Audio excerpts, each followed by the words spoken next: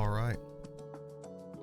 I think everything is up and running, so let's go ahead and get all of the layout stuff loaded up so I can check sound, and we will go ahead and get started with today's jam stream.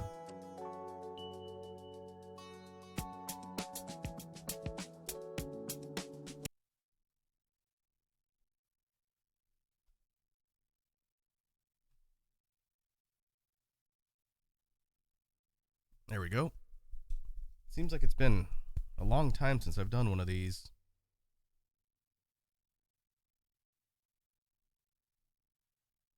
I guess technically it's been a few weeks just because I was out for Extra Life.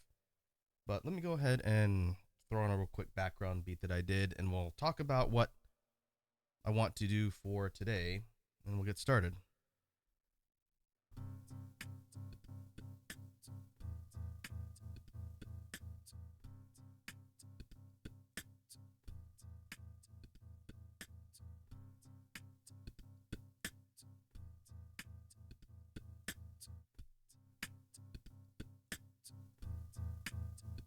All right, we'll leave it about there. It doesn't need to be super loud, just something in the background while I'm talking.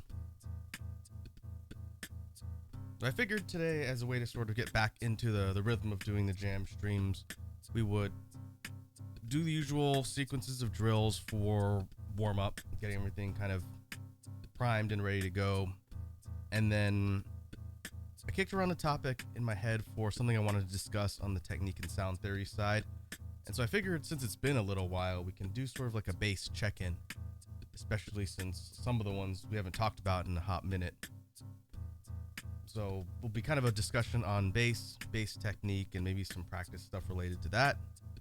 And then we'll work in the idea and concept of drills when it comes to practicing bass. And then from there, we will go into BGM brainstorming like usual. I've got a couple ideas for things I want to try and do today for the BGM side, so we'll see how that pans out as we go. As far as the instrument setup, I have synthesizer Kun hooked up. It's currently off to reduce the feedback, but we'll be using the synth again as usual. In fact, I'm going to have to slide this over a little bit, not hit my monitor. I've been finding that when I'm doing these streams, having the synthesizer up raised a little bit closer to me is easier as I'm recording stuff. But that setup should be fine, and then we'll see how productive we are today. So let me go ahead and turn this off. It has been a hot minute since I've done one of these jam streams, and I think I've got all the audio stuff set up, but I will rely on the chat as people come and go to let me know if I need to tweak anything with the audio setup. I think it sounds all right, and I'll need to remember to turn the boost in my mic sensitivity off when I'm doing the BGM, but for the beatboxing stuff, I think we should be okay.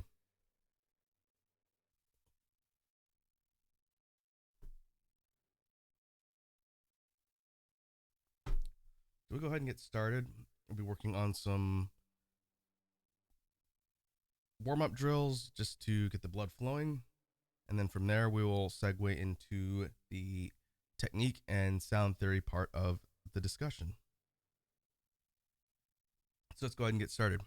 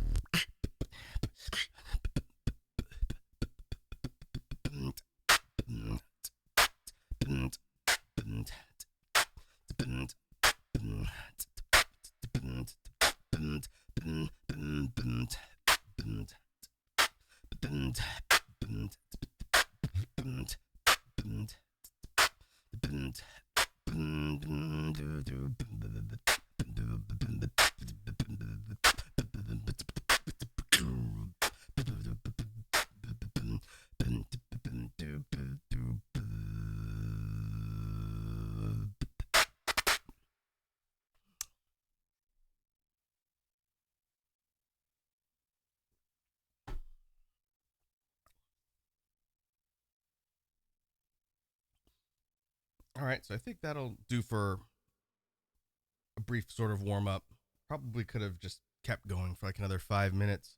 At some point on one of these future jam streams, I'd like to take another shot at my personal best for freestyling. I think I got to beat 20 minutes. It's been a while since we've done that. The reason why I haven't done it recently is just because it takes up such a block of the overall stream in doing that. They are fun. So maybe on another stream when I've got a little bit more time in my schedule, we can take a look at doing another personal best, try and get closer to 30 minutes straight freestyling without stopping. So let me change the caption. We will go ahead and get into the discussion of sound theory and technique.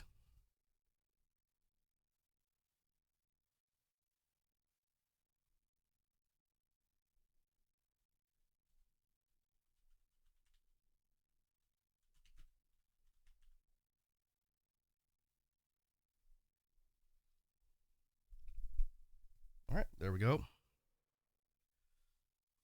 So what did I want to talk about today?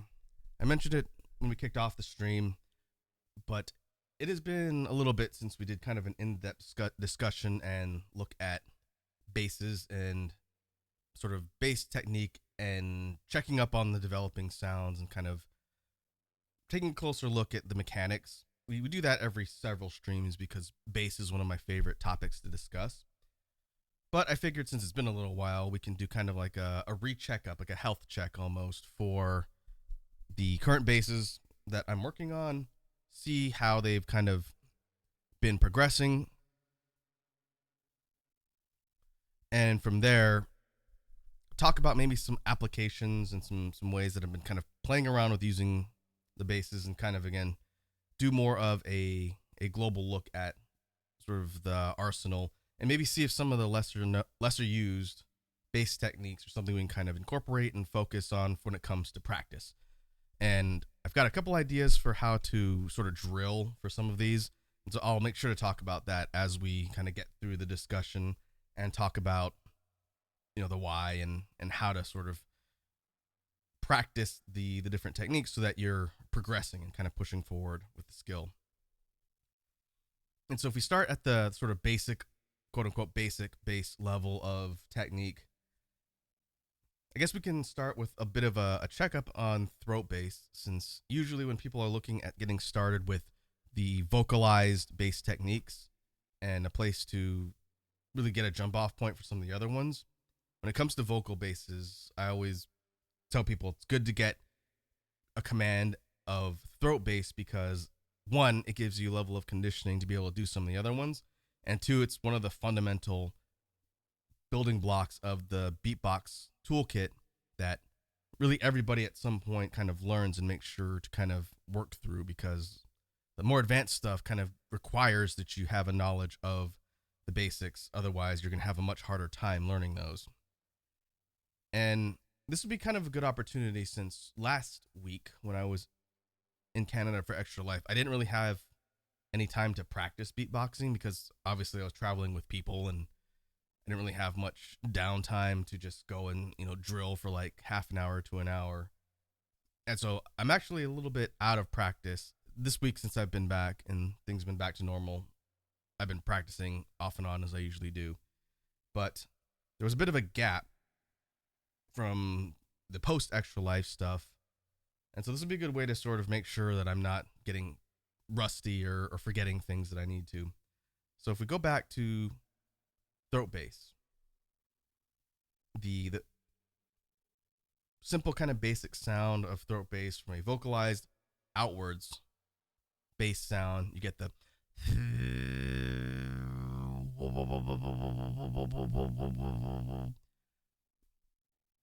and pushing the throat bass either higher in pitch or lower in pitch is going to put different levels of stress on the vocal cords. I have a bit tougher time maintaining a super high pitch for throat bass. If we go up in steps from that bass line to maybe about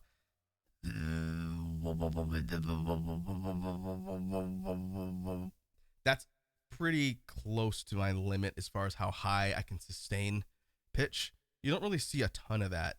Sometimes people will play around with things like octaving or kind of going from low to high in order to show a good note progression, but you don't normally see high bass sounds with throat bass often. You see it every once in a while, and people that are really, really good at it can do a lot of really cool things with harmonies and adding in layers when it comes to the progression of the melody based sounds, and it almost becomes more like a synth when it gets really high like that, as opposed to like a low end bass. And so if we take the and push it lower, and that's about the lowest limit of regular throat bass for me, because as soon as I push lower than that, it becomes vibration bass. So it goes from the to, and you could hear the resonance and sort of rattling of the vibration bass sort of come through more. And we'll talk about vibration bass in a little bit and kind of separate the discussion from just regular throat bass. And so I'm thinking about, again, a basic sound and how to just practice it over and over again. I think once you learn the mechanics of how to do throat bass, because it's a little bit tricky of a sound, it's not something most people just know how to do because you don't use it every day. Like a lot of beatbox teachers say the trick is learning the mechanics of sounds because we're just not used to doing them all the time. You know, you're not walking around all day when you talk speaking in throat bass. And if you did, you would sound like this all the time, and it would be really weird. Now, I've found that if you have the space to be able to practice, and you just for maybe 5 to 10 minutes practice talking in throat bass and keeping your voice locked into that mode, it'll kind of teach you the muscle memory in order to be able to do it more easily. You have to be a little bit careful not to overstrain your voice, though. It's just kind of an interesting trick. Like if you wanted to impress people at a party and they say, oh, you know, can you do anything unique or whatever? And you're like, well, I can talk like this. That'll probably surprise them. And if you learn inward bass and you learn how to do that and speak inwards, then that'll really surprise them. That's not easy for me to do without warming up for a little bit. But that's also pretty interesting because the way you create like the consonant sounds is a little bit different when you're breathing in versus when you're breathing out. We'll have to dedicate some time on an upcoming stream to inward bass again. I've been practicing it off and on. I need to focus on drilling it more and building that sound out so I can start using it in beats. But as far as I think it was 2022's goal to learn inward bass. So I feel like I definitely accomplished that. I'm just trying to get better with it. I don't feel like I have a solid command of the sound to be able to use it a lot.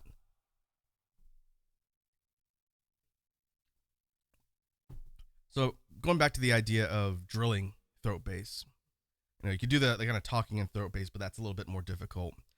When you're first starting out, I think the best way to do it is to do sustain notes, and focus on holding the pitch as flat and consistently as possible, because it's going to, again, give you the conditioning on your vocal cords and your throat anatomy and get them used to that sort of resonance. Because the first few times you do throat bass, once you learn how to get the sound to come out, it's going to tickle and it's going to feel really weird because your throat isn't used to making that noise between your larynx and vocal cords area where the sound is sort of coming out. You don't have that sort of conditioning at all. No one does. When I first started learning throat bass, it didn't take me that long to figure out, but I couldn't do it for very long. It would get kind of crackly and my throat would feel like something was tickling it, and it felt kind of weird and uncomfortable. And then after I practiced it for a bit and got used to it, then I stopped noticing, and now it's one of the few basses I can do completely cold without really needing to warm up. And that purely comes as an artifact of practice and just getting used to the sound, getting used to how it's done, how it feels, and how to control it. So when you're first learning, how to do throat bass. For drills, I would recommend just picking a pitch, pick something in the middle that's not going to stress your vocal cords too high, and then just work on doing an elongated, flat note as long as possible and try and hold it. So if we try and do it on one breath, you will get some like.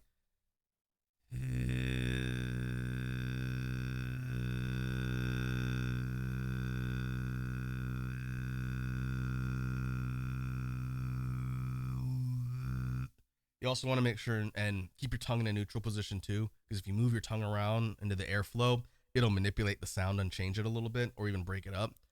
For example, if I just do it randomly while making the sound, it would go.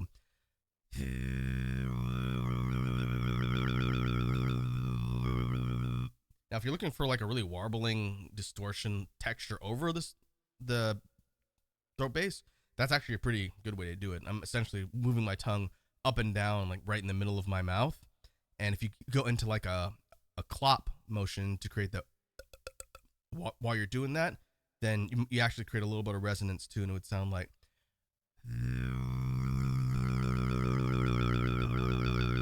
The actual clop noise is very muted because my mouth is almost closed, but you can hear it warbling with a little bit of kind of like a tap as it's sort of doing like a sine curve, and the frequency of the thing is oscillating like that, which is interesting. I don't really do that with that sound, but it's good to know that you can manipulate it that easily.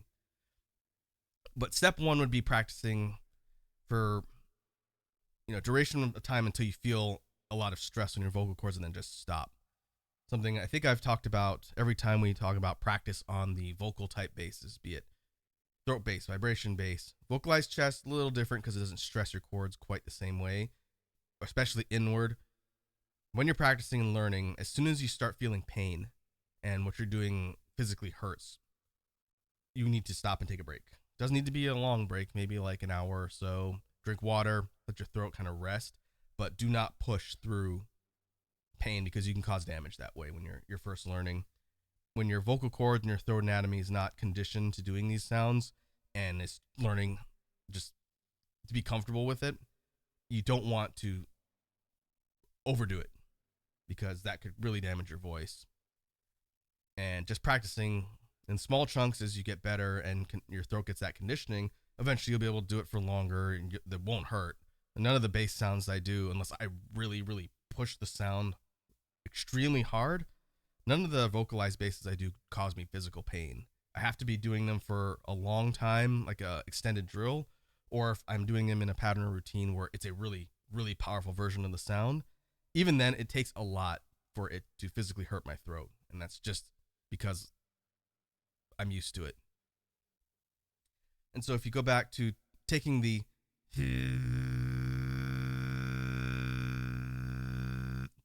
and learn how to control, keep the pitch consistent, and keep the sound as unbroken up as possible, the next thing would be to pick another note in the progression and just learn how to go from one note to the other and then back, or 1, 2, stay there, reset, and then we go back and forth.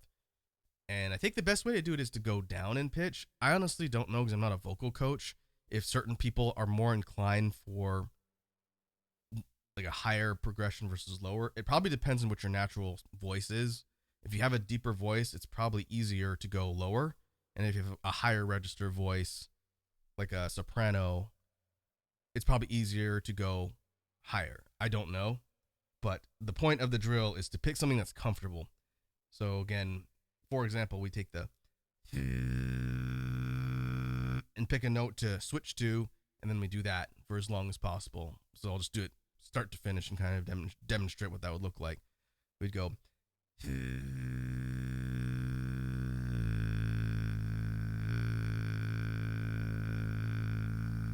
and then repeat over and over again until you need to take a break.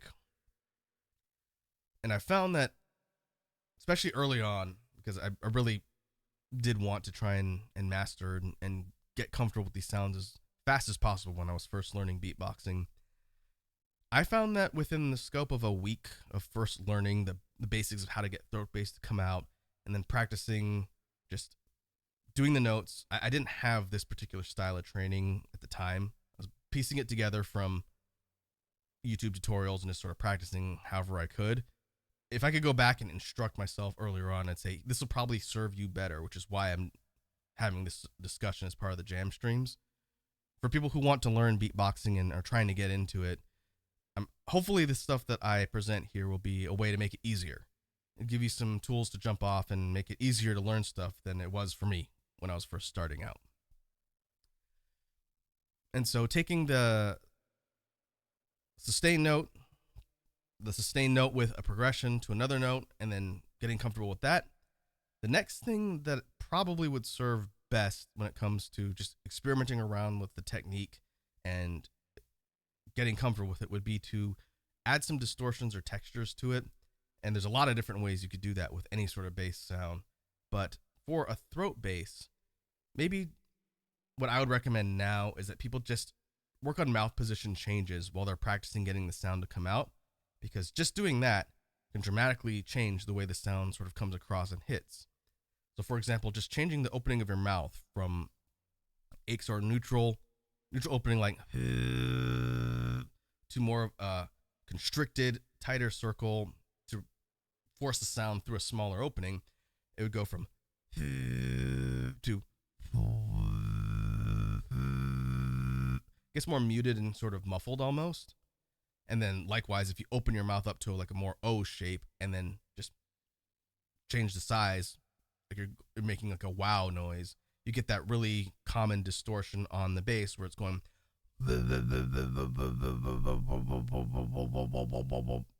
and it sounds simple, but when you're first learning the sound and trying to get it to come out, doing all of the different minor tweaks to it, just again, muscle memory and familiarity with the positioning, it makes it sort of more familiar. And then you start taking that and applying it to constructing patterns, constructing routines, and actually building the beats.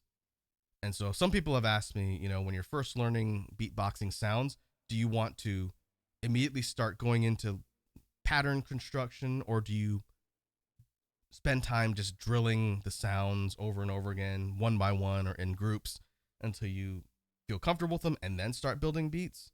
And I would say there's no set theory on how to do that.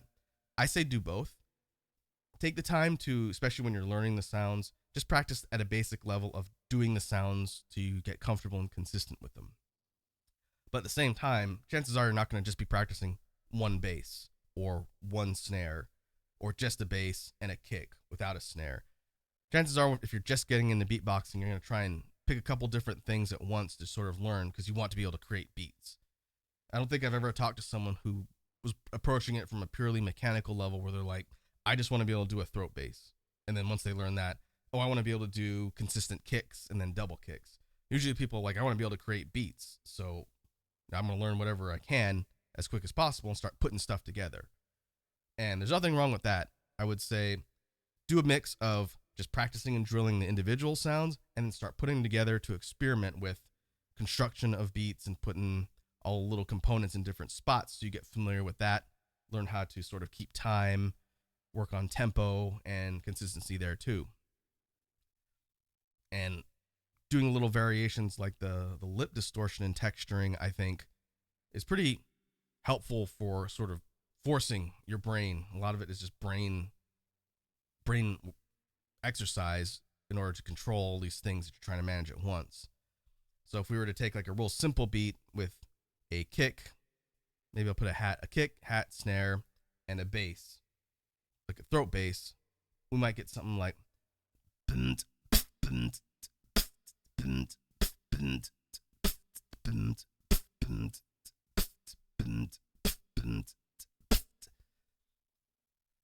again, sounds relatively simple, but if you have all the components and you have control over them, it can sound impressive to anybody, really. Anyone who's never seen beatboxing is probably going to think that's unusual and interesting. But if you have that practice beat and you start making fine tweaks to the different components, like let's say the bass with the distortion, then it changes the way the whole thing sounds and it gives you sort of a new angle to approach when it comes to practicing. So if we take that distortion idea that I mentioned before and apply it to the beat, we get something like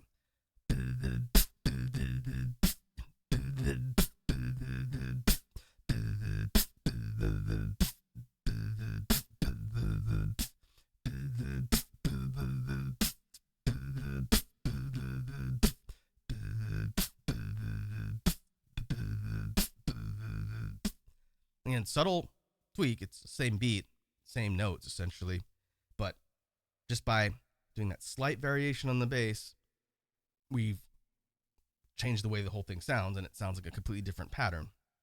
And then I'm not going to go through every possible permutation of how you can tweak the sound, but if we go one step further and go for like the wow distortion on it, it would sound like.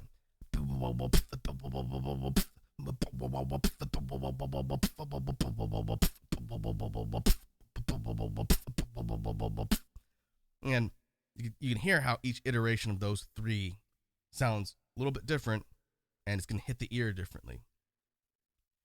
And so I guess the main takeaway from what I'm trying to illustrate here with the practice aspect is mix up what you're doing. Don't just drill one thing in one way. Experiment around. That's one thing I really like about beatboxing as a musical style is it's very freeform. Not everybody starts in the same place when they're learning. Not everybody starts with the same material that they're learning, unless you're in a class, unless you're in a multi-person class given by the same instructor. Everybody starts with a different entry point into beatboxing, with a different focus on what they want to learn.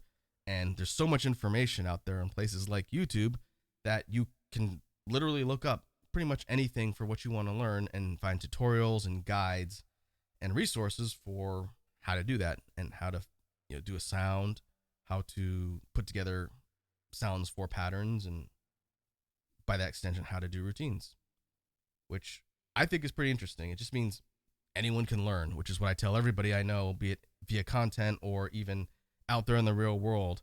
When they ask me and they say, oh, how hard was it to get into beatboxing? I said, I'm learned off of YouTube. I watched a bunch of guides, watched a bunch of people in the scene doing what they were doing, and just figured it out. And that's pretty cool. That means there's literally no obstacle if that's something you want to get into, which I think is great.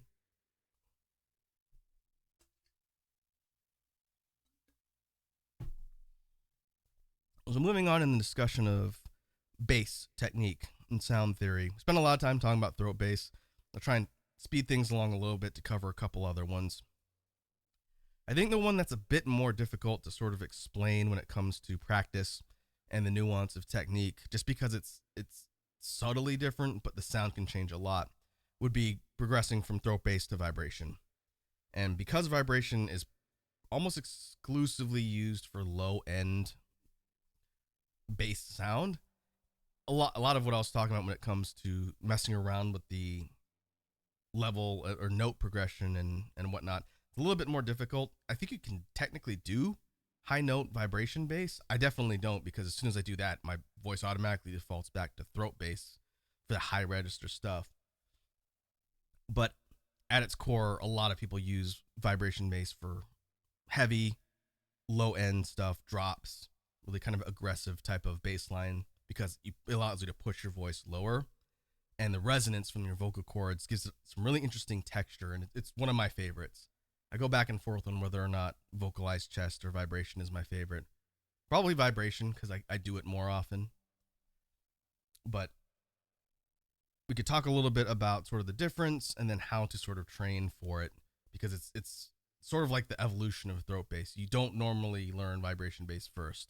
I'd assume the people who do that are probably in the minority, because it requires you to know how to do throat bass first. Unless you get really lucky and your vocal cords kind of automatically find the spot to create vibration. I've never talked to anyone who's learned it that way. Usually it's throat bass first. And so to break down the mechanics real quickly, doing a throat bass and pushing it lower while opening your throat up once you hit that lower register is how the sound changes. So you go from the,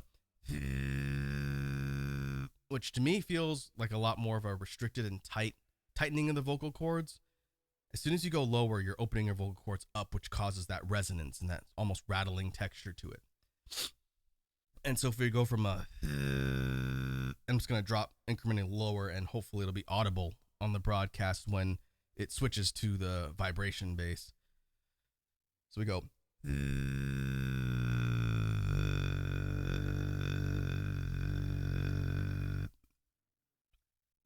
And it's going to sound kind of subtly different, but know that as I'm going into that lower range, you're going to hear more of that reverberation and rattling, and that's because the vocal cords are loosened up, and that vibrating is where the term vibration bass comes from. And so holding that at the lowest possible register, let me see.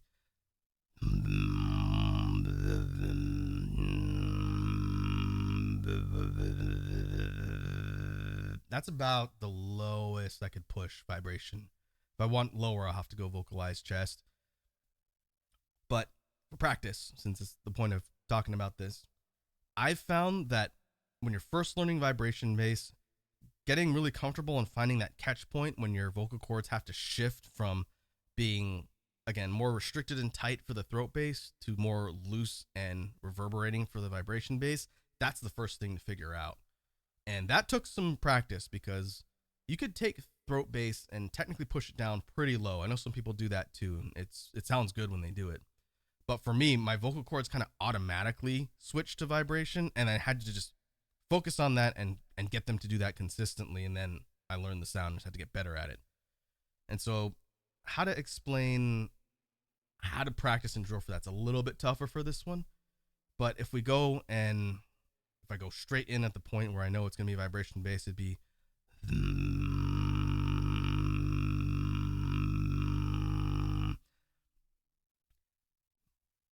that means a couple steps up from that, it would be throat bass. So I guess the best way to practice that would be just to be one step above that catch point, and then practice just dropping lower and feeling that throat mechanic change. And that's really tough to explain. I haven't had a whole lot of opportunity to try this with other people, because I don't teach people. I'm not a teacher. But people, if I had someone who was learning beatboxing, I could probably see if they can feel that change in the throat positioning and see if this idea really works. But for now, I'm going to explain it this way, and we'll just see if anyone out there who's learning voice crack, if anyone gives me feedback on whether or not it worked for them. So kind of a prototype thing, I know, but let me see if I can kind of illustrate it in real time. So we know, and I'm doing this with my mouth closed because for me, focusing vibration bass through my nasal passage makes it a little bit easier for me to control. I could do it from mouth opening too, and it would sound like, but it's a bit easier for me to close my mouth and force it through my nasal passage. Also because I tend to do a lot of patterns with it that way. But if we go a couple steps up from to and then drop between the two, so we go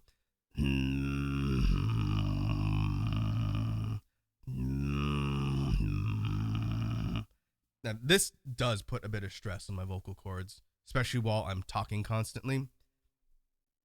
And so it's going to be a bit tough to manage, so I'll have to make sure I keep drinking my smoothie here.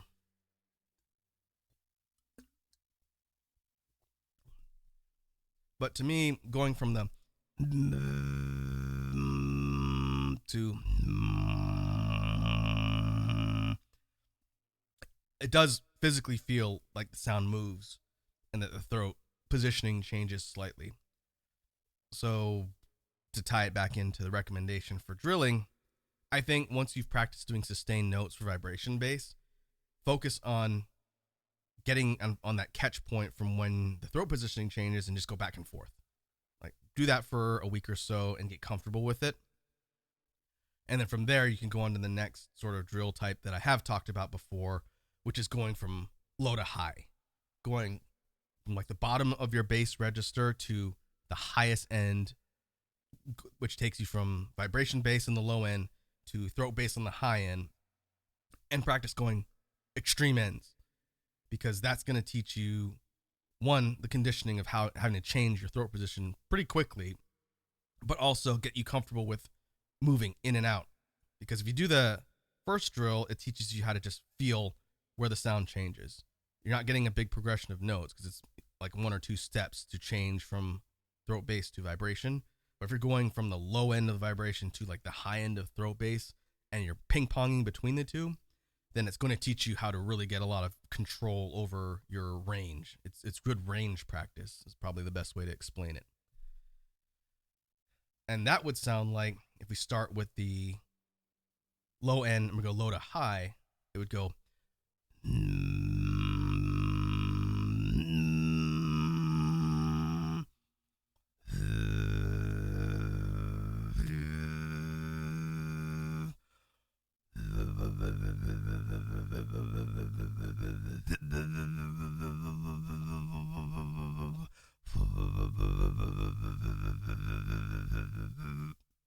And you work in the texturing and distortion to also give you practice there too, just like we talked about in the first example for throat bass. And I could tell you now, just from experience and based on what I could feel having to demonstrate this in real time and also talking, this is going to wear your throat out. So be careful with this one. When you're practicing vibration bass and first getting started with it, I would build up endurance by doing like maybe the first drill for a little bit and then move into the range practice. Just because if you do both is probably going to tire your throat out faster and you'll have to stop sooner. But that one I think is a bit more intermediate, bordering on advanced.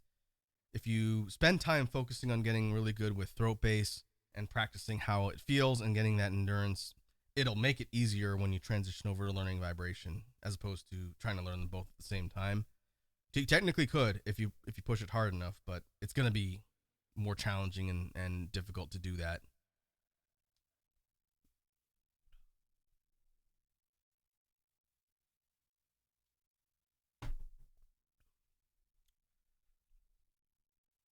Well, before we move on to the BGM part of the stream, the last bass I want to talk about as far as practice and drills is going to be vocalized chest bass, just because it helps you cover your bases when it comes to low end and even high end too. This one's a bit more versatile in that you could do low and high stuff with it relatively easy once you know how to do it. But if we compare the vocalized chest bass to vibration, the vibration we have very kind of resonant and a little bit rattly due to the reverberations. We have vocalized chest bass, which sounds like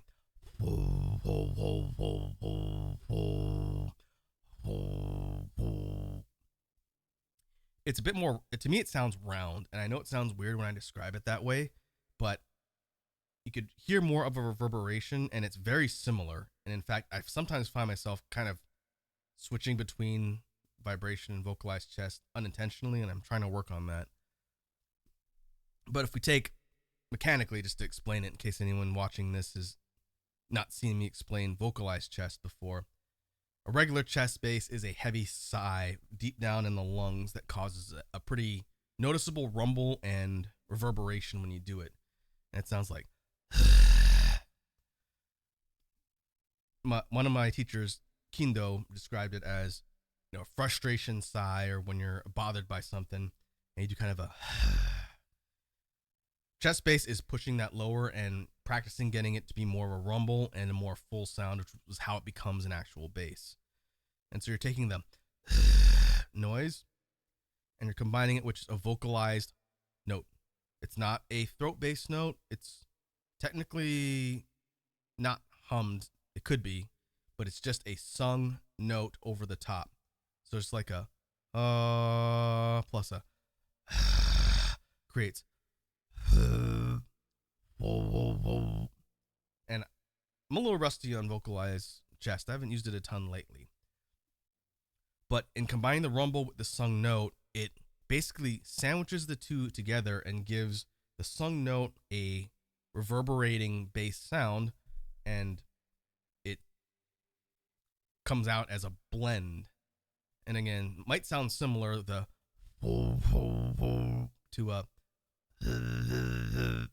to me, my ear can hear a difference just probably because I'm used to doing the sound so much.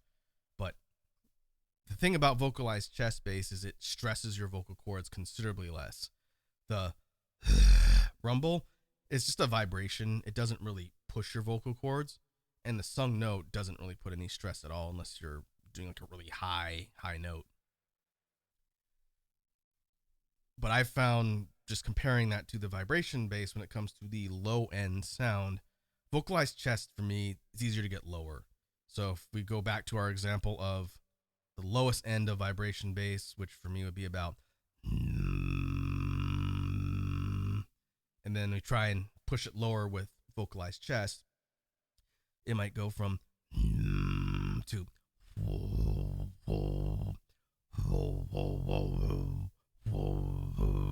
gotta push a little bit, and it's not a considerable jump.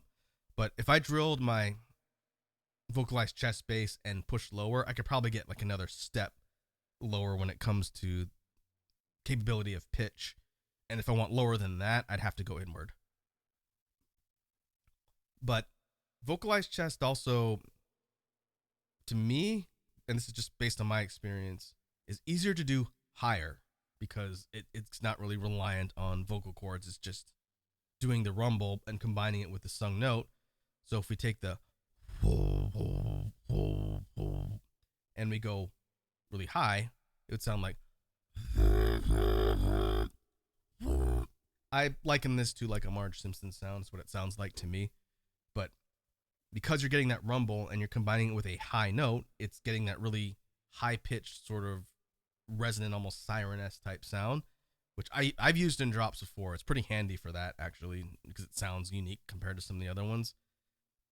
So for this particular type of bass, I would recommend probably one, practicing the high end and low end when you're first learning how to get the sound to come out, because vocalized chest is heavily dependent on the intensity of the chest bass. The sung pitch, all it does is give the note. It doesn't really affect the sound in any other way, as far as I can tell. But the chest part, the rumble, the more you practice on getting that to be more full and reverberating, the more it's going to affect the sung note and create a more noticeable bass sound. And so if you're practicing the and you get used to the low, practicing the high, and then doing the back and forth from lower register to upper register we talked about for the other throat basses, I think would be pretty helpful, because it's going to feel different because you're doing an entirely different technique. But to illustrate, if we're going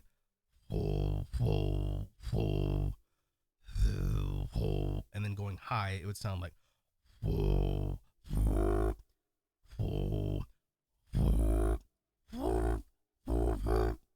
and I need to do that more often because just trying that feels a little bit foreign to me. I usually have practiced those separately, but doing the range practice from the throat based ones, I think would be helpful for vocalized chest. It's just going to feel different.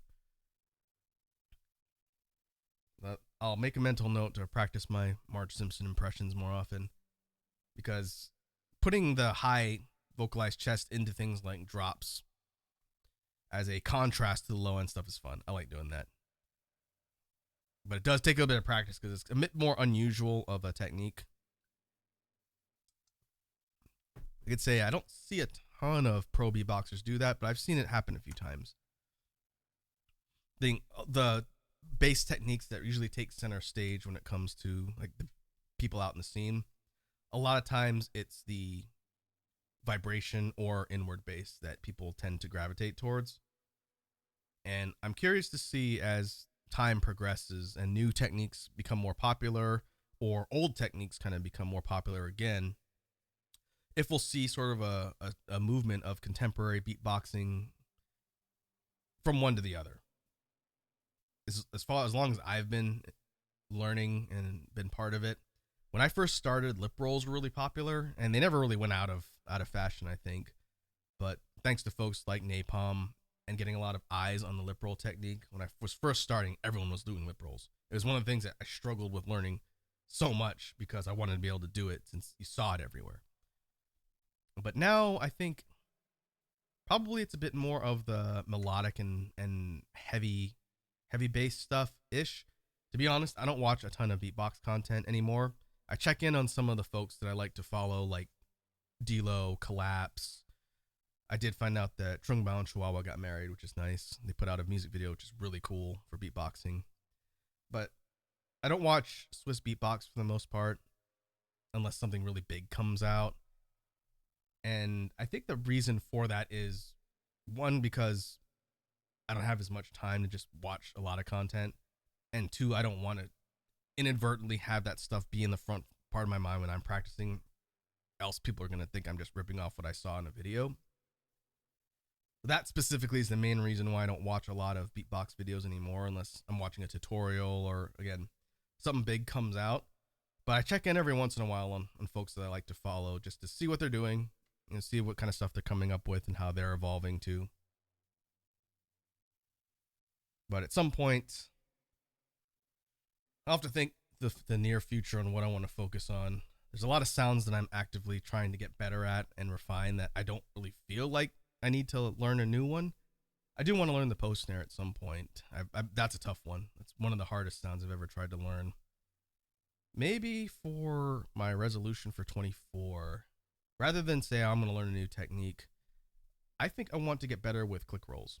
It's something we very rarely talk about, and I never do them in beats just because, one, I can't do the loose click roll, which drives me crazy. That's the last unicorn technique I think that I want to learn that I can't do. But the regular click roll, though,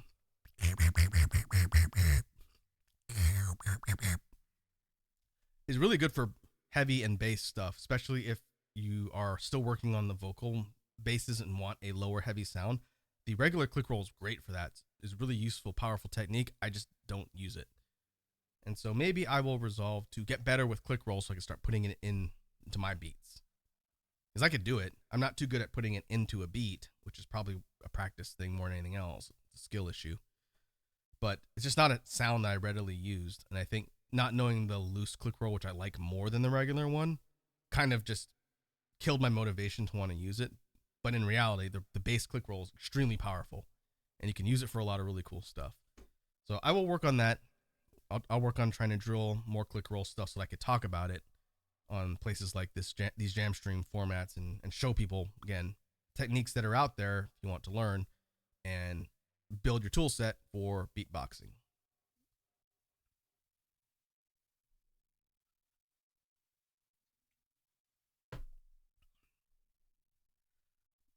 So I think that kind of rounds out my topics of discussion for the bass sound theory part of the stream today. That by no means is that like the complete snapshot of all of the bass techniques out there. In fact, it's just a small fraction. We didn't even get into the lipped bass basses, which includes lip oscillations, lip bass, lip rolls, which I consider a different category of quote unquote bass type sounds, basic lip rolls, inward lip rolls. I can't do hollow lip rolls. Again, that's another thing that maybe I should prioritize and try and figure out. I've been trying to crack the code on hollow lip rolls for years.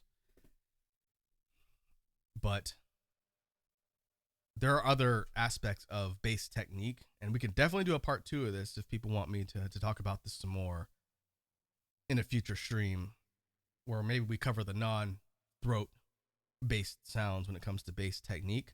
Since again, a lot of lip based ones, like real quickly to sneak preview what I'm talking about. Lip oscillations, the first quote unquote bass sound I ever learned is the.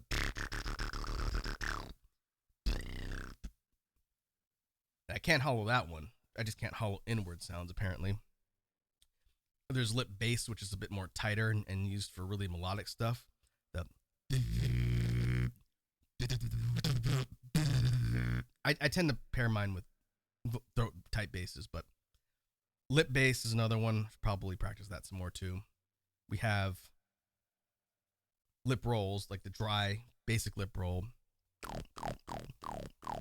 which again sits in its own classification, but I consider it lumped in with the quote unquote bass type sound since that's usually what it's used for. And then the extension of the basic lip roll to the inward, which is the one I learned first because I learned them in reverse order. That's the high one. That's like a siren lip roll. It's tough because I'm so used to doing the high one since that's sort of the signature version I do for inward lip rolls. I need to forcibly remember to keep my tongue down. So the basic one sounds like. So there's that version of the inward. There's the really loose, low, like sub bass, which sounds like. I don't do sub bass lip rolls too much. I tend to go for just the wide open, loose, reverberating one, which sounds like. Very similar. It just kind of rattles a little bit more. It's got a really low 808. So which is one of my favorites. I might actually do that more than the high one now that I think about it. So there's that whole category of bass sounds under the lip rolls. There is tongue bass. Another one I don't do super often just because it's not at the forefront of my brain when it comes to the tool set. But the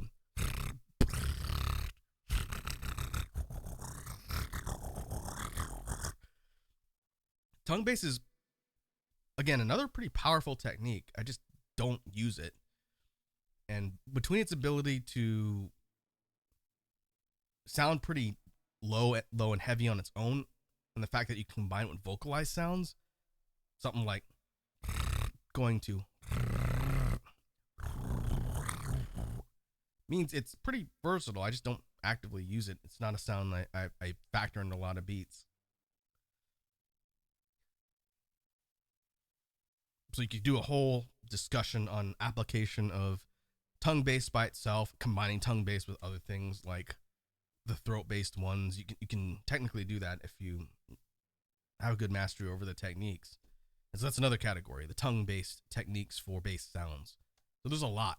We could talk for probably 3 hours straight on beatbox bass techniques and practice techniques. It's pretty deep topic, which is why I like discussing it here on the jam streams, just because there's a lot to discuss. I'm by no means an expert on bass. I know how to do a few of them moderately well, but there's so much more. And then, like we talked about before, inward bass, which would get its own dedicated discussion because it's the one that I'm the worst at, I think. There's a lot. It's a lot of material to cover, and hopefully people find the discussion and explanation interesting when it comes to wanting to get into beatboxing and learn and just find a place to get started. And so we'll get back to basses in the future. I got to think about what I want to cover next time. I've got a bit to consider it. But I think we can go ahead and transition into BGM brainstorming. So let me change my caption, and then I will turn the synth on and kind of explain how I want to handle this. It'll be very similar to previous streams.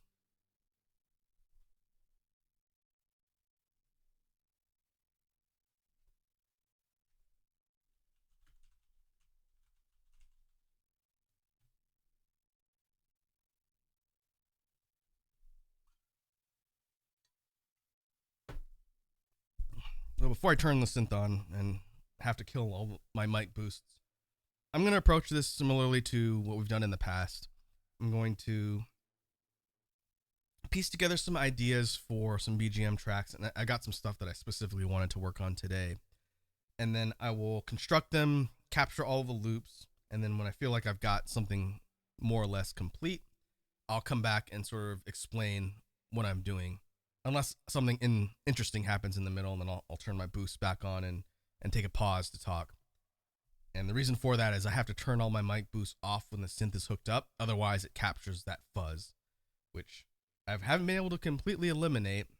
I'm working on it, and the most recent stuff I've been recording sounds a lot better because I changed the noise floor reduction on the loop itself.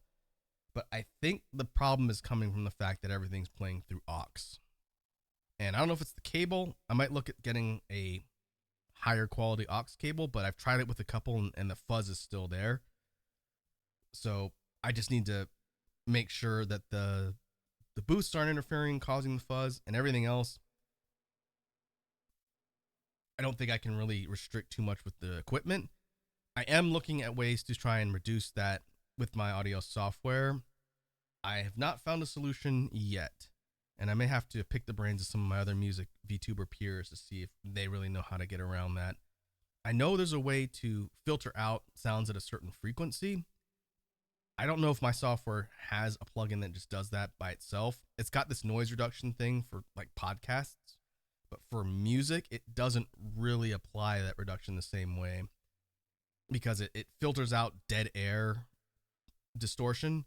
But when there's something actively playing, I don't think it does it the same way. So it's not like a frequency reduction. It's like a distortion or static remover, I think. I got to figure that out because I would like for the quality of my projects in the future to continue to be better. And on topic there, the Halloween stuff I think is not really going to have the feedback problem of last year's Halloween project. So I think we're more or less good. It's still really present if you turn the volume way up, so that's something I'm trying to figure out. But yeah, let's go ahead and get everything fired up. The first thing I want to do is come up with another RPG battle theme. What's going to ultimately happen as I start working on the next RPG project, which is underway now, I'm going to probably have like 10 battle themes that I need to choose from, and then I'll need to reduce it down to maybe 3 or 4 for the project. But that's the first thing I'm going to work on. So you're going to hear me messing around, probably kind of like some rockish type of rhythms, and see with the instruments and what I want to kind of add together. We want to make sure we avoid duplicating anything we did last year, but it's difficult because I don't really do a lot of battle theme stuff, so that's why it's a challenge. So let's give it a try and see what we come up with. So I'm going to turn my boost off and start putting things together, and then we'll come back to talk about it.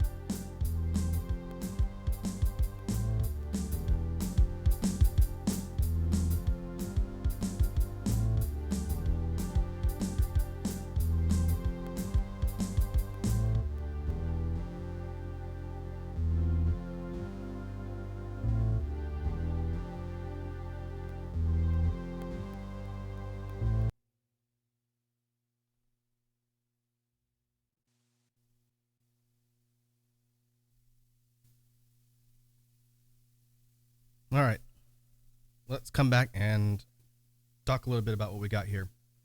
All right, I'm gonna turn the synth off so you can hear a little bit of a pop real quick. But that'll cut down on the fuzz when I'm talking. You'll hear me turning it on and off whenever we stop to talk about things. First, I'm gonna say my work.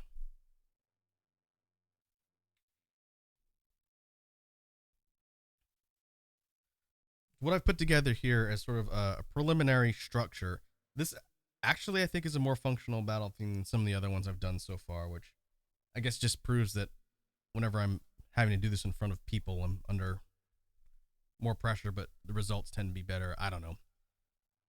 But there's a 4-track, so we have an empty track to add something else if we want. But let me find the right levels for everything so I can play the track and also talk over it at the same time.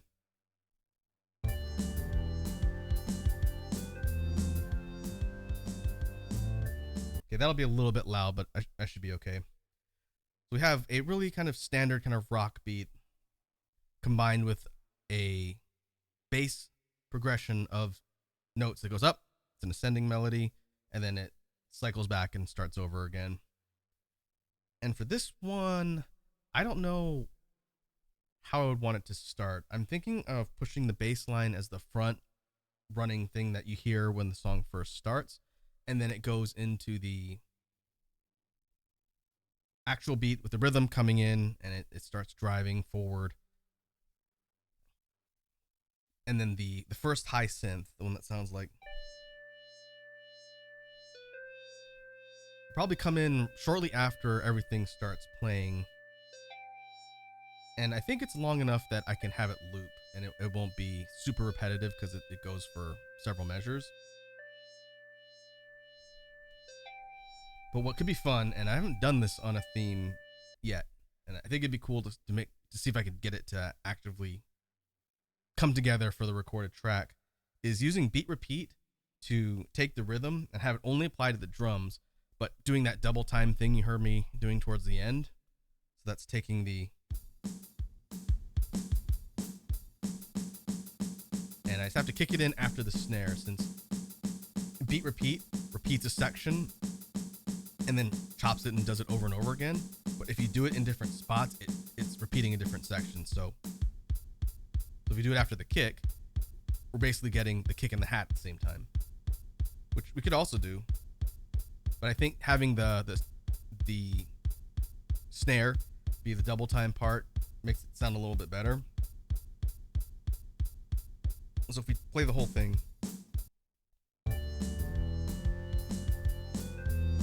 and we kick on double time after repeats.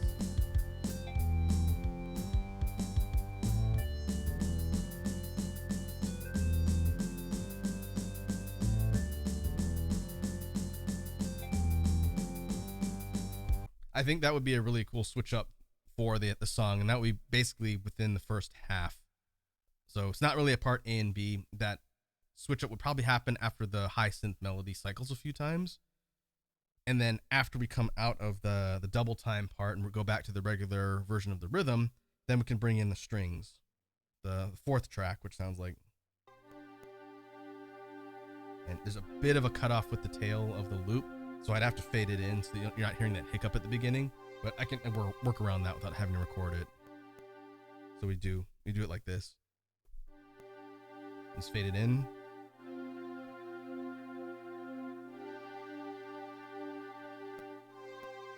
That took a few tries to do because I had to basically jump with that chord on the synth from one step down or half step down, whatever that is, and then several steps up cleanly without having it sound really choppy, and that took a few attempts, but I think I got it.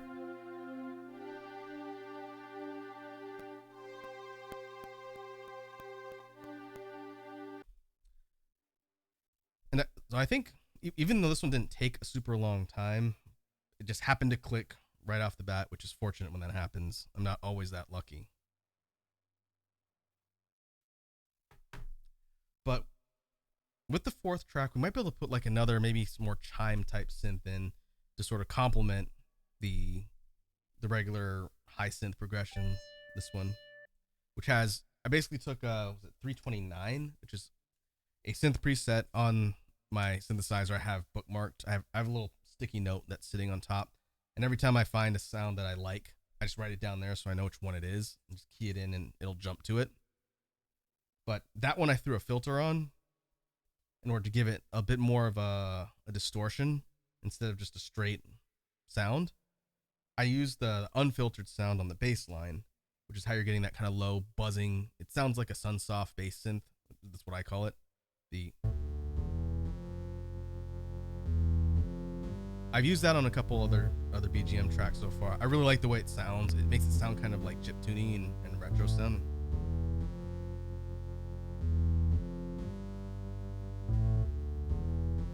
And this bass progression started with one of the synth basses with guitar to bass to give it low end, and then I layered it with the high, or the synth 329 unfiltered, and then I put a flute. It's a low flute with the guitar to bass again for more low end. So it's 3 instruments layered together to create this bass line.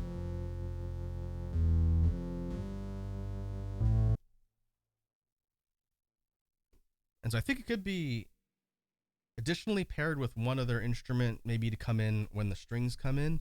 But other than that, I can't think of too much I'd want to do.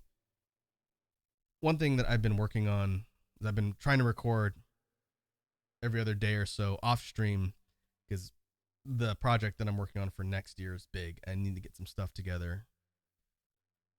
But I try and record at least 1 or 2 functional loop tracks that I can use for future projects. The RPG one is proving to be a little challenging because I haven't had my brain in RPG theme mode for a while, and I'm still coming off of finishing the Halloween stuff, and my temptation to sit there and write spoopy type songs as we get closer to October, it's tempting, but I'm trying to fill out my list for the RPG tracks.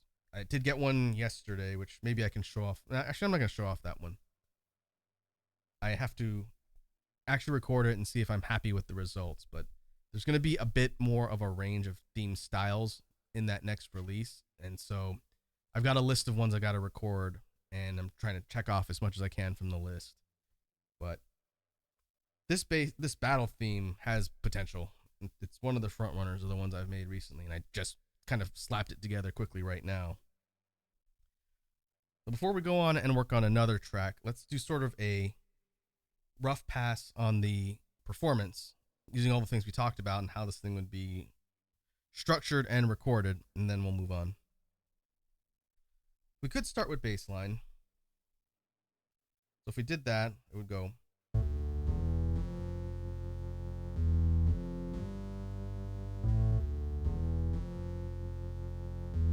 It may fade in the rhythm.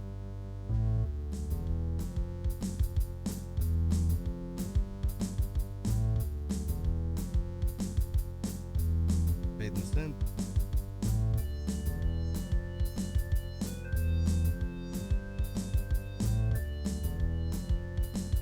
Run for a few measures. After the next repeat, we're going to go in for the rhythm switch up, and then we go into part 2 with the strings.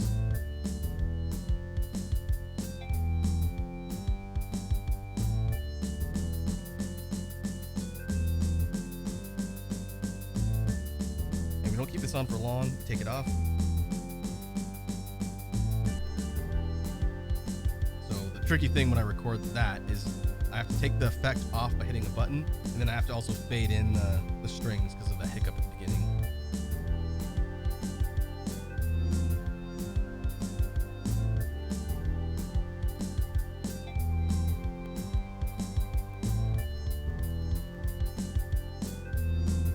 We could also try and bring the beat switch up back in again, but I need to take the track effect off of the strings so that it's not getting chopped up too.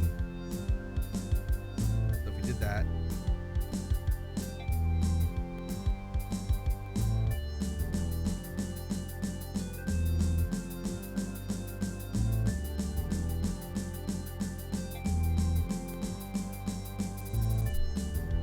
One thing I was fiddling around with when I was recording this was turning the beat repeat up to give kind of like a fill which I can do, but I gotta be a little bit careful because if I turn the knob too high, it's gonna go completely nuts. Because it's only applying to the beat, I could technically do that and give it kind of like a rapid fire fill before I turn it off, and then it cuts back to the original rhythm. We'll see. I will think if that seems too out of place for this particular type of recording. We'll see.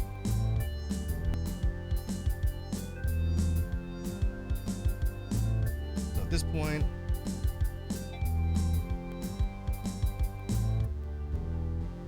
I think for an outro, it would be interesting if we cut the rhythm and the synth and we end with the strings. Maybe on the high part before it repeats again. So it'd be.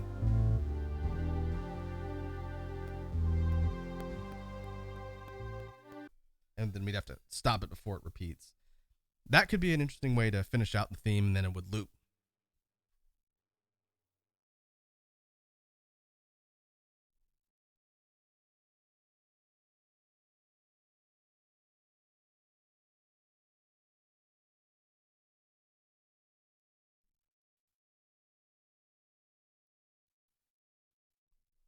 But we'll see. I think first I'm going to save this. And as far as names go, I have tracks names for this particular project written already. But this one is a contender for the final set of battle themes. And talking with my collaborators on the project, which I can't remember if I've talked about before, so I'm just going to not specify that for the sake of right now. And maybe we'll talk about that more in the future. But I would like there to be a basic battle theme, something similar in function to like the first battle theme from Lost Kingdom, which was Rivals Clash. It's like your general beginning of the game. Whenever you get into a random encounter, here's going to be your battle theme. So that's one. I would like a boss battle theme. And then I would like a serious, decisive boss battle theme. So that's 3. I would like an environmental battle theme, so something tied to key events within the story that's unique.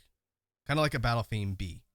So at some point, like maybe a second act, when the environment changes, the main battle theme and random encounter switches from 1 to 2. So that's 4. And then probably 5 would be final battle theme. There's another slot I'm leaving open for like a rival party or like a thieves battle theme. I don't know if I'm going to keep it there, but I'm looking at 5 critical theme types for the project itself, and we'll see if that changes. But right now, I think I've probably recorded like at least 6 different battle themes, and I don't know if they're all going to be ones that make the cut. I have not done the boss or decisive battle themes yet, and the final boss one, that's probably going to be the toughest track to record. I have some really ambitious ideas. I have no idea if it's going to actually pan out, but I want to do something more big and complex than last year's.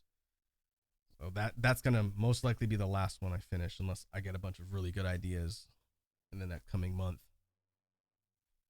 I think we can go ahead and move on from here. Let's save this into a new track.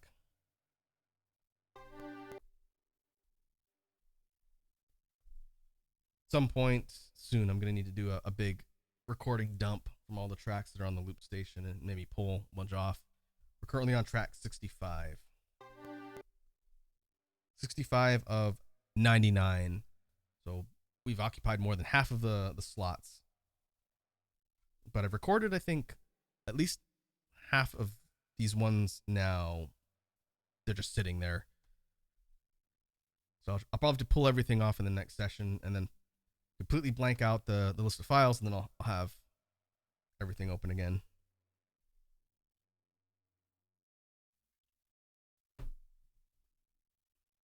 All right. So for this one,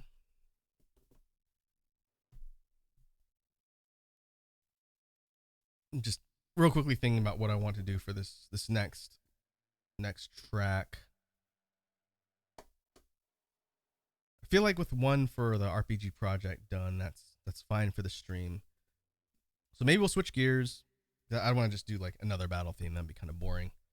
Let's switch gears and styles to a different project.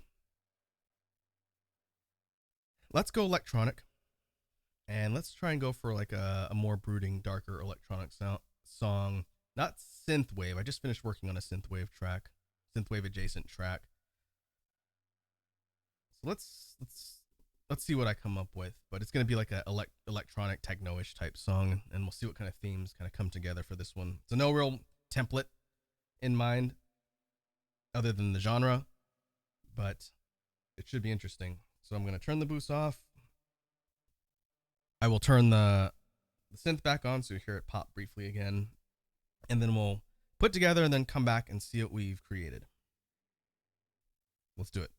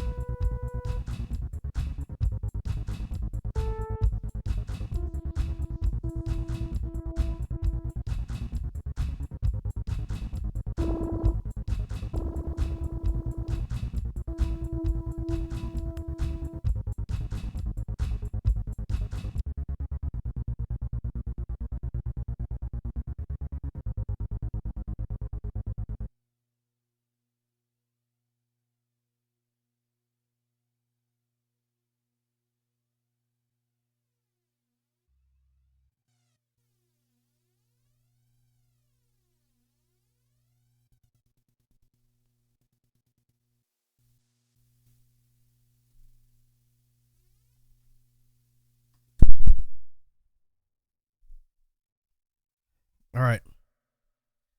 Let us reconvene. This is another one that kind of came together relatively quickly. The problem is the tone didn't end up being kind of dark and moody like I thought. And it's got a bit of a synthwave element to it, which I think is a main factor of the bass.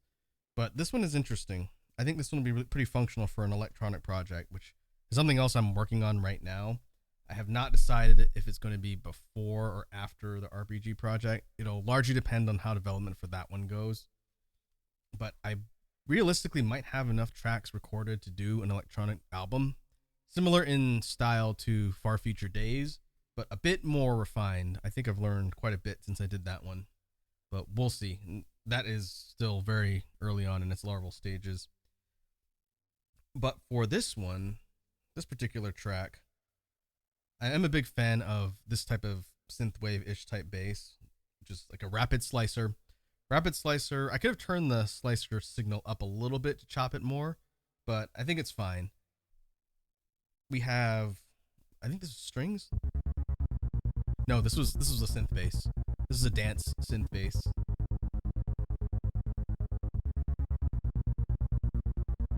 Pretty simple progression. I've used a similar progression before, this with different notes. I went up on the black keys for this one. And then for the beat, the rhythm, which is something a little different, I messed around with guitar to bass on the percussion instruments, which creates this really interesting kind of muffled, distorted sound, different from their standard sort of instrumentation. Is this kind of industrial sounding beat almost? Kind of sounds like a KMFDM song.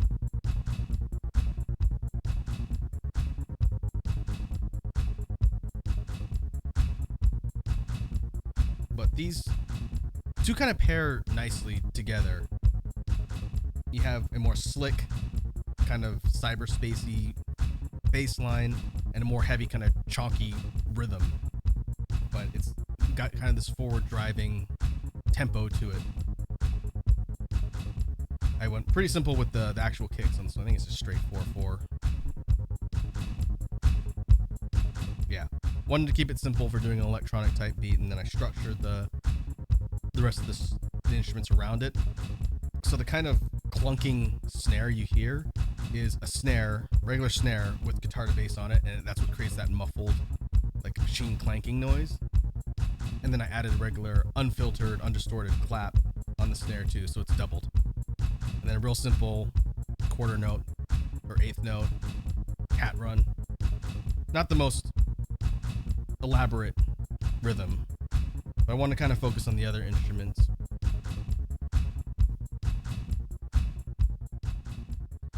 We've got the bass line coming in, and then the first high synth on track 3. Alright, we'll let it repeat.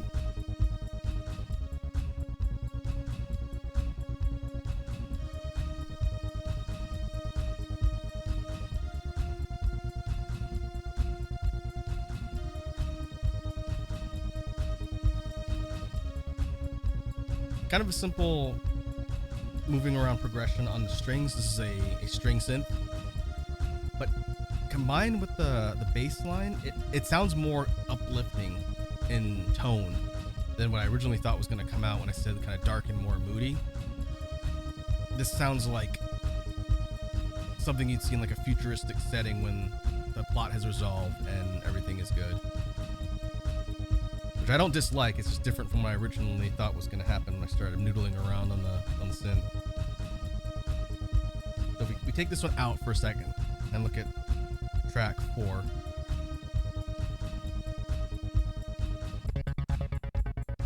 This one is probably going to pair with the bass line more. It's a sliced guitar. It's like an overdriven electric guitar. And it's meant to sort of mirror the note progression of the bass. So if I was putting these together in the order they'd be performed, the bass and this one would probably come in close together, and then the string synth would be last. This would go 1, 2, 4, 3 instead of 1, 2, 3, 4. but I like the kind of guitar part because it gives a bit more punch to the bass line. It could have been lumped into the bass line, but I like having the ability to take it off because then we do stuff like drop the main bass line out.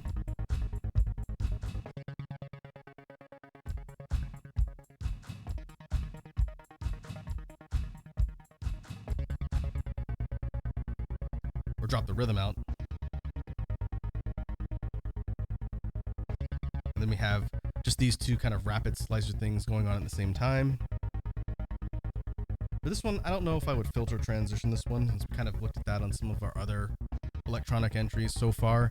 I do that a lot. I try not to do it too much, but being able to turn on filter and then have it segue between sections of the song is really fun. I wouldn't rule it out for this one. I have to see for the other electronic-ish type tracks how many more other times I've done like a filter transition. But I kind of like what it does to the bass line and the guitar when it goes muffled like that. And if we tried that with the synth, I think it'd make it even more muted and kind of gurgly.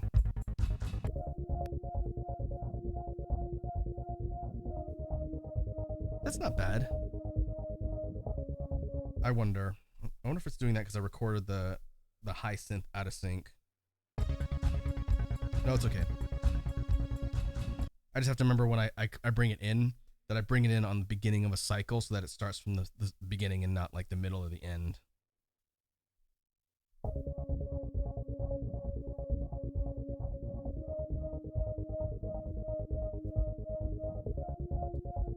I almost think it would make more sense if I was going to do a filter transition to take it off of the synth.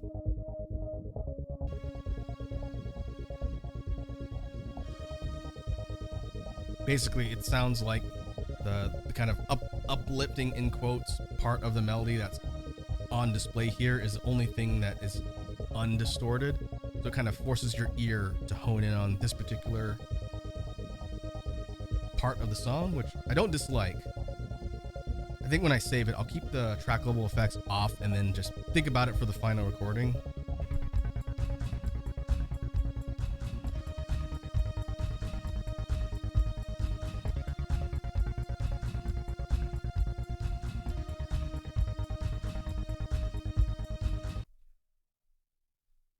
So that one, okay, we'll save our updated settings here.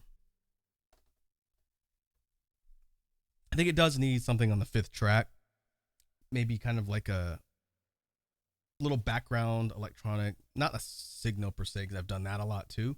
But maybe one little like different instrument high-end run in the back that I can toggle on and off, or even put on demand with a one shot that I can just play kind of interspersed throughout the song as the progression changes so that you get this little kind of hint that comes and goes. But other than that, the overall song structure itself worked surprisingly well to me. I'll have to listen to it back later after stream. Sometimes I find that my impression of a song changes after I've had a chance to let it sit for a little while and then come back. Usually I'll catch things that I missed when I was recording it, and sometimes I'll make some changes based on that, because with a fresh ear I'll say, oh wait, that's dissonant, too dissonant, or doesn't work, so I'll switch it out. That's why I don't go straight from loop recording to the studio recording on my computer, because a lot of times either I'll get a new idea or my opinion will change on something and I'll need to tweak it before I finalize it. But that's definitely a good foundation. I'm surprised that one came together so quickly. I think it was the bass line kind of set the tone, and then surprisingly ended up being a bit more of a kind of, I say uplifting because it just sounds happier compared to like some of the other ones, especially the Halloween ones, which are a lot more dark and ominous, hence the theme. And so I'll have to think about that. As far as the name for this one goes, I have a whole track list for that electronic project written out already. And so I'll be able to find one that corresponds to this one pretty easily. So unlike the other sessions, there's less input from the rest of the stream as far as what to call these tracks, because they're kind of slotted into other projects. But when we get back together for a future jam stream, it'll most likely be more of an opportunity to have people name the tracks and whatnot, and they'll go into future BGM collections. But that will be something for the future.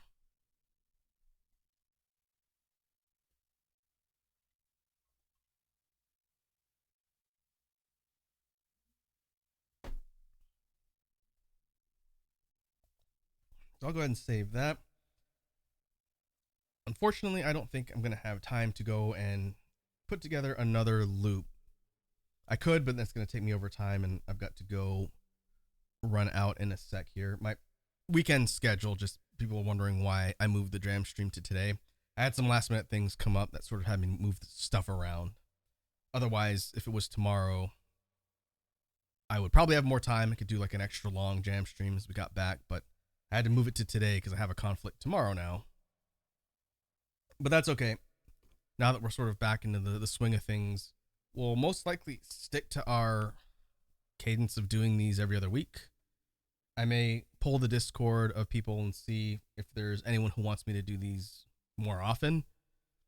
They slot in pretty well to the weekend time slot because I can start earlier, but I may ask the community if they want me to do these more frequently. But I certainly could. There's a lot to talk about and play around with. But let me see. It's a bit early on a Saturday. Let me see if anybody I know is online that we can raid, and we will send the vibes over there before we completely wrap up for today.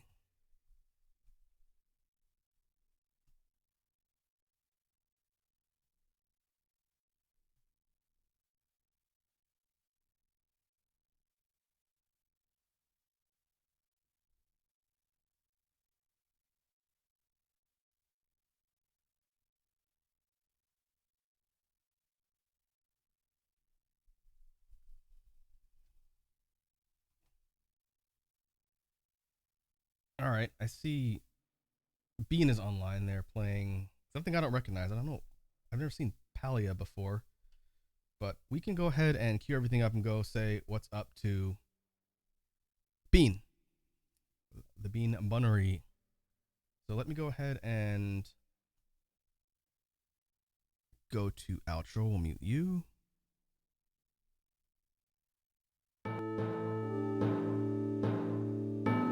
Call that a jam stream for today.